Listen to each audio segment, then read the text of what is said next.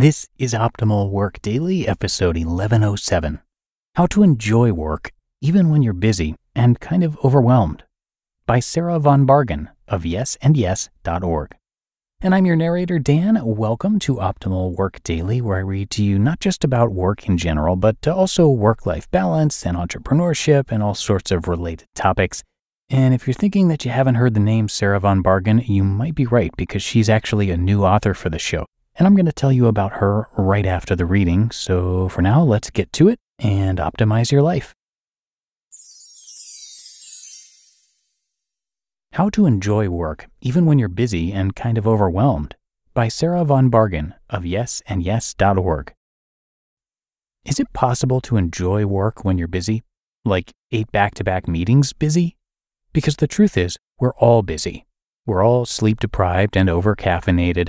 We're all overcommitted and under-relaxed.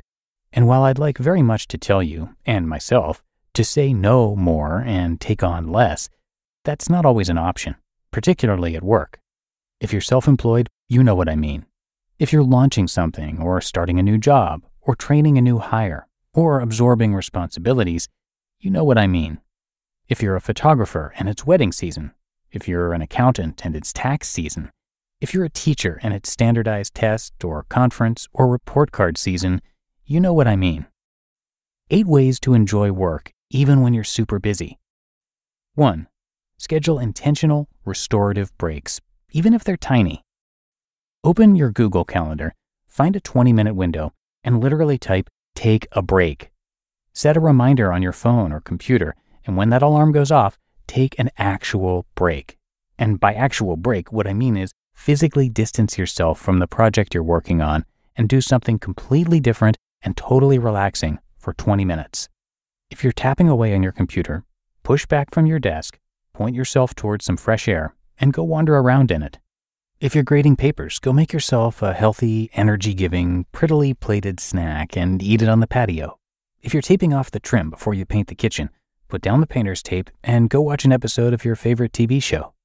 And if this intense, high-pressure time will last longer than a few days, if it's more like a few months, schedule a block of off days. Go camping. House swap with a friend. See what all-inclusive trips Groupon is selling. Leave your phone and laptop at home and spend a few days really, truly recharging. I know it can feel impossible to find time for these breaks, but here's the thing. When you wear yourself down and burn yourself out, you're compromising the quality of your work, and you're borrowing from future productivity and creativity. The stuff I create when I'm running on 5 hours of sleep, I usually end up deleting it all. Taking a break and spending that break really relaxing and rejuvenating is an investment in yourself and your work. 2. Keep a smile file. Is that name so cheesy you want to die? Be that as it may, it works. Every time you get a kind email from a blog reader or client or customer, move it into a folder that you've specifically designated for these glowing missives. If you do better with physical, tangible things, print out these emails and put them in a binder. If you're lucky enough to get snail mail thank you notes, tuck them into a folder in your filing cabinet. Reference all these kind, glowing words when you're feeling run down and unsure of why you're working so hard. It's encouragement on tap. 3. Read glorious, escapist fiction. When you're studying for the GRE or launching your first product, it's tempting to spend every free minute reading things that will help you score a few points higher or nab a few more sales. Spoiler alert, GRE study guides and social media marketing plans don't make for very good bedtime reading, and they certainly don't give you and your brain an opportunity to recharge. Cut yourself some slack and put away the professional development. Reread one of your favorite novels or find something that's equal parts funny and relatively intelligent. I like Jennifer Weiner for fun fiction, or anything by L.M. Montgomery for cozy comfort reading. 4. Make your workspace and work experience as lovely as possible. This might sound frivolous, but you'd be amazed by the difference a few tweaks can make. What if you did the following? Moved your desk so you got more natural light. Added a potted plant. Decluttered your desk, or at least shoved all the clutter into a drawer. Hung a few pretty art prints. Cleaned your computer so it ran faster and wasn't covered in crumbs and smudges. Considered the hours that you're most creative and productive and adjusted your work schedule accordingly. or bought office supplies and software that were a joy to use.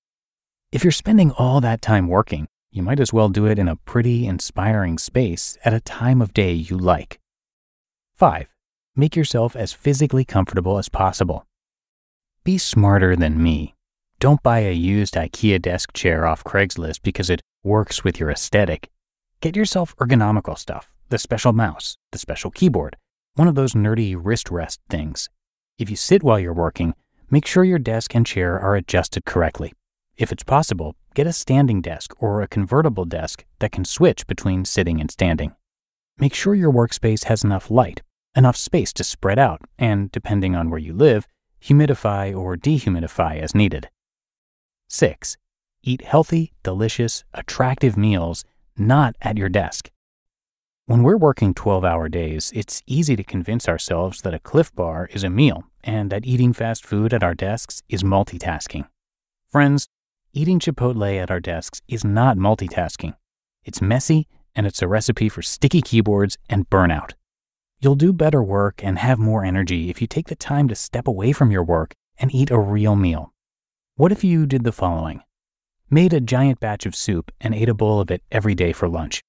Transferred your takeout to an actual plate and ate it at a table with a placemat and a napkin. Used your lunch break to try a new restaurant in your neighborhood. Or ate your meal outside, soaking up the sunshine. 7. Take your workday seriously. When you work for yourself or you're in the middle of your busy season, it's easy to let your workday rampage out of control. All of a sudden, you're answering emails in bed and starting work late because you ended work late the day before. Ferociously guard the boundaries between work and play. Maybe you need to work 9 a.m. to 9 p.m. for a month. Maybe you need to work 6 days a week. That's okay, but really actually work those hours. And when the clock clicks over from 8:59 to 9 p.m., hang up your proverbial apron and call it a day. When you're entering a busy season, consider the hours you'll need to work. Block them off on your calendar and work those hours. And when those hours are over, stop. And 8. Remind yourself why you're working so hard. Why exactly are you busting your sweet behind?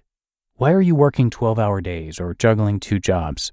It's hard to stay motivated if you can't remember why you're working these long hours and making all these compromises.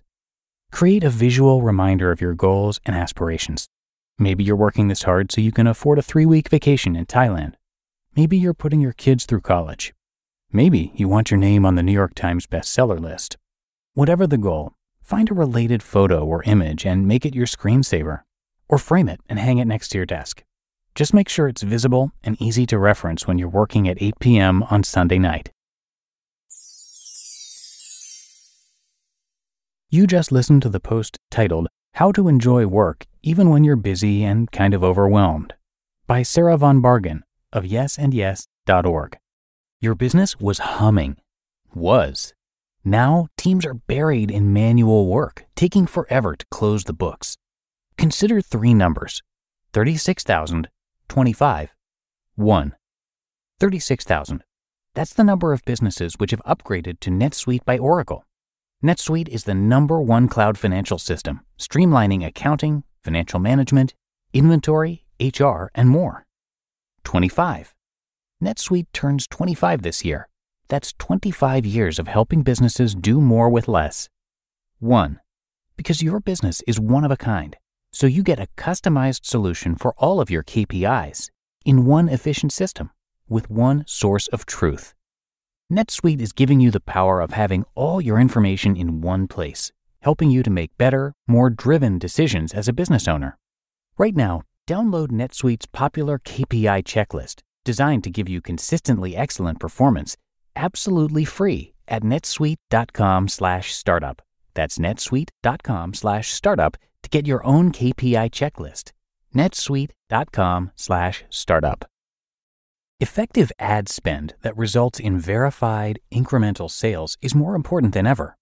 That's why you need the Ibotta Performance Network. The Ibotta Performance Network enables brands to meet shoppers where they are, at scale. Partnering with over 2,000 industry-leading brands, the Ibotta Performance Network, or IPN, is the #1 consumer rewards platform for brands and retailers.